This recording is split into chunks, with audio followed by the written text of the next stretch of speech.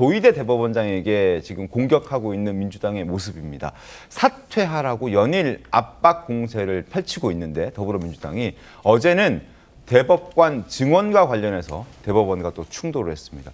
대법원이 이제 여러 가지 사정들을 좀 따져봤겠죠. 지금 13명인데 이걸 뭐 최대 26명까지 매년 4명씩 이렇게 대법관을 증언하게 된다면 이들이 근무해야 할 공간도 필요할 것이고 그러면 그 공간을 만드는 땅과 또 건물이 들어가야 되는 뭐 비용들 뭐 이런 것들이 생각보다 많이 든다. 그게 1조가 넘는다고 하더라고요. 그래서 대법원에서는 사실상 대법관 증언에 대해서 좀 반대하는 의견을 냈다고 합니다. 그랬더니 더불어민주당이 그러면 서초동에 굳이 있을 필요가 뭐가 있냐. 서울에 있을 이유가 뭐가 있어. 대구로 내려가. 이렇게 얘기를 한 겁니다. 여기에 대해서는 어떻게 보셨습니까? 윤주진 위원님. 저는 일단 첫 번째로는 대법원이 비용 문제를 끌고 나온 거는 조금 패착이었던 것 같아요. 그렇게 되면 이게 돈을 얼마나 아낄 수 있냐, 정말 그 돈이 드냐, 이런 논쟁에 빠지는 건 대법원이 정무적으로 너무 판단이 좀 미흡했다. 그런데 여기에 그러면은 이참에 옮기자라고 하는 그런 대응도 정말 유치한 거죠.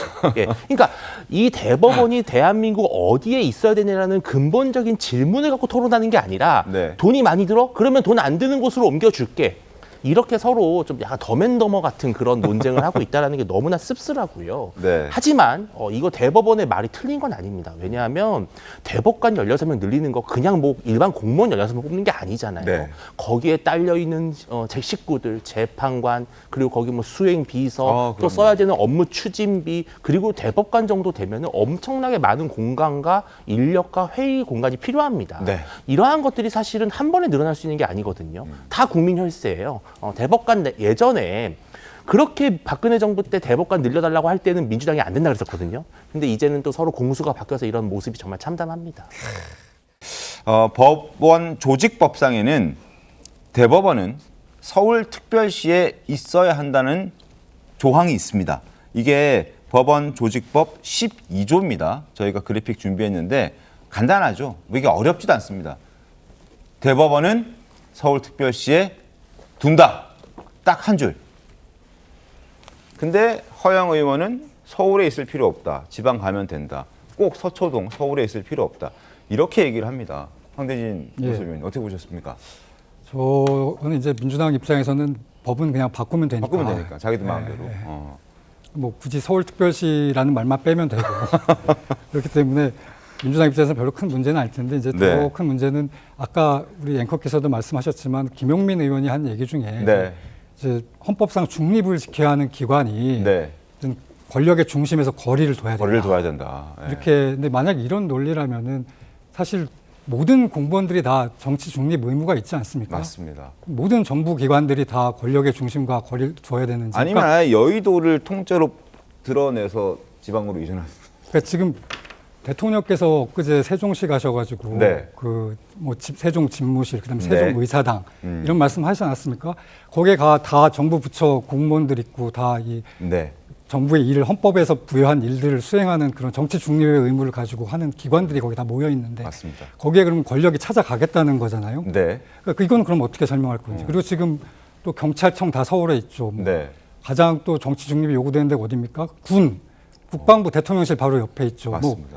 뭐 어떻게 할 거예요? 그러니까 굳이 대법원에 대해서 저렇게 얘기하는 건 좀 약간 군색하고 제가 보기엔 이것도 결국은 약간 징벌적 이전이 아니냐. 징벌적 이전. 뭐 언론에 대해서도 징벌적 손해배상하고 검찰에 대해서도 징벌적 개혁을 하듯이 법원에 대해서도 지금 아마 민주당 입장에서는 뭔가 이런 걸 하고 싶은 징벌적 이전을 하고 싶은 그런 마음이 표출된 거 아닌가 싶은데 저게 실제 이제 가능하게 될지는 제가 보기에는 좀 많은 논의가 필요하고 실제 이행이 되기까지는 또 한참 시간도 걸리고 될지 안 될지도 그때 가봐야 할 것 같다 이렇게 생각을 합니다. 징벌적이라는 건 결국 그 지난 5월에 이재명 대통령에게 조희대 대법원장이 뭐 파기환송했던 거라든지 뭐 여러 가지들이 있는 거죠. 그렇죠. 민주당에서 이제 얘기하는 거는 이제 그 이재명 대통령 재판에 대해서 파기환송한 거, 그다음에 뭐 윤석열 전 대통령에 대해서 구속 취소한 거, 뭐 이런 여러 가지들 지금 들고 있지 않습니까? 그런 것들에 대한 그런 어떤 것들이 표출된 게 아닌가 이런 생각이 듭니다.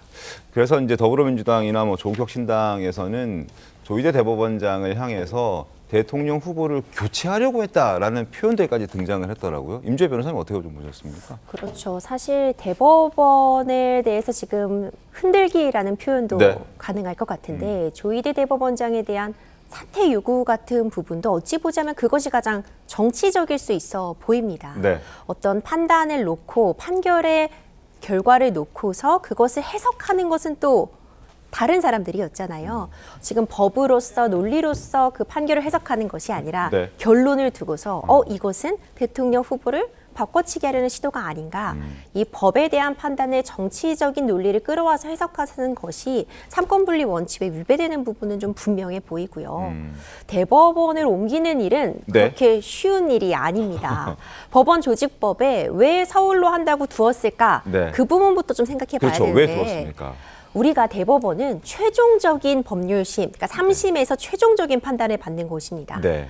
1심이나 2심에서는 해당 지역에서 재판을 받다가도 최종적인 부분은 대법원에 와서 받게 되는 것인데 예를 들어 한 사람은 서울에 있고 한 사람은 부산에서 있어서 네. 부산에서 재판을 받는다고 한다면 서울에서 받는 사람에게는 어찌 보자면 부산까지 가야 되는 번거로움이 있어서 관할이 매우 중요하거든요. 네. 그래서 우리나라는 수도가 어쨌든 서울로서 관습적으로 인정되어 오고 있기 때문에 대법원은 모두에게 어찌 보자면 공평하게 서울에서 재판을 받자는 의미도 분명히 담고 있습니다. 이제 이런 부분들을 좀 감안해야 되고 네. 앞서 지적해 주신 것처럼 대법원에서 이 증언에 반대하는 그 논리가 좀 빈약했던 것은 분명해 보입니다. 그러니까 대법관을 증언하면 네. 그래서 국민들이 봤을 때 소송 절차가 얼마나 중단될 수 있는지 대법관이 늘어남으로 인해서 국민들이 어떤 부분이 편리해지고 법률 서비스가 좋아질 수 있는지를 확인을 하고 그렇지 않다는 부분을 강조하면서 대법관 증언에 반대했다면 훨씬 와닿았을 텐데 네. 단순히 장소가 부족하다. 공간이 부족하다는 논리는 좀 궁색했던 부분이 있고요. 하지만 틀린 이야기는 아닙니다. 네. 대법관 한 명당 사실 이 재판 연구원들이 정말 많이 필요한 그런 일들이 있기 때문에 조금 더 논의가 필요한 사안이 아닌가 싶습니다. 알겠습니다. 그런데 이런 부분은 있습니다. 대법관 한 명당 사무실이 몇 평인 줄 아세요? 75평이에요. 75평. 그래서 그 이유 알아보니까 네. 나중에 대법관을 증언할 수도 있다는 가정하에 넓게 지었다는 보도가 있어요. 그리고 말씀하셨던 것처럼 자 대법관을 증언을 하는 게 우리 국민들에게 어떤 이득이 있는지 네. 혹은 어떤 손해가 있는지에 대해서 거기에 대해서 얘기를 하면 지금 미국 같은 경우는 1년에 대법관 한 명당 70건에서 80건입니다. 처리하는 건수가. 네. 일본은 수백 건입니다. 근데 우리나라 대법관은 한 명당 1년에 3, 4천 건을 해결을 해야 돼요.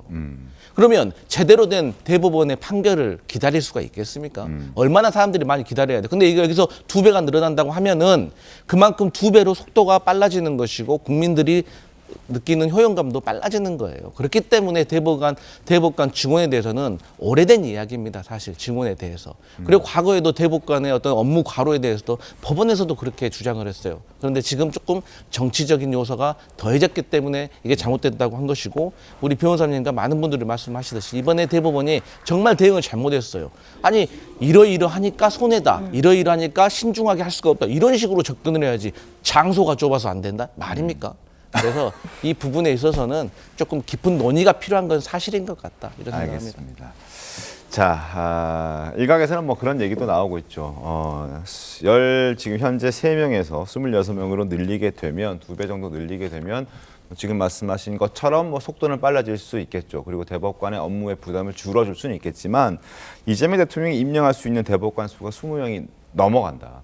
그러면은 사법부를 통째로 또 장악하게 되는 모양새가 될 수 있기 때문에 이 부분은 지금 행정부 이미 입법부도 장악한 상황에서 사법부까지 장악하게 되면은 이게 독재로 갈 수 있는 리스크가 있다.